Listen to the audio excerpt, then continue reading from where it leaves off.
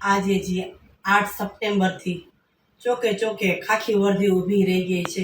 તો આ એક મહિલા પોલીસ છે, એ ચાલુ ટુ વ્હીલે ફોન ચાલુ છે, નથી હેલ્મેટ, ચાલ્યા જાય છે. તો આ લોકોને કાંઈ બીક નથી દંડ ફટકારવાની? એની લોકોનો મોતનો ભય નથી કે હેલ્મેટ વગર નીકળે છે? હવે એને બીક નથી તો એ લોકો પબ્લિકની ચિંતા શા માટે કરે છે? પબ્લિકને ભાઈ એના હવાલે છોડી દો ને, હાલ ઉપર છોડો ને. કેમ કે તમારે કોઈને ખાડા ક્યાં પડ્યા છે, ક્યાં શું છે, એ નથી જોવું તમારે કોઈને, કે રોડ રસ્તા કેવા છે, કે પબ્લિક કઈ રીતે હાલાકીનો સામનો કરે છે, એ નથી જોવું. પણ ફંડ ઉઘરાવવાની તૈયારી તમારી ચાલુ થઈ ગઈ છે, એટલે તમે આ હેલ્મેટનું બતકડું કર્યું છે ને પબ્લિક પાસેથી 500 રૂપિયા ફળવવાના, પછી 1000 રૂપિયા ફળવવાનો.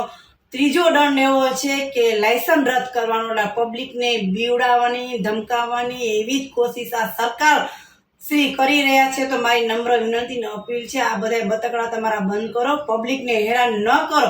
જો ખરેખર પબ્લિકની હાઈ લાગીને તો 2027માં આ બધાનો જવાબ તમને નગરપાલિકામાં મળશે.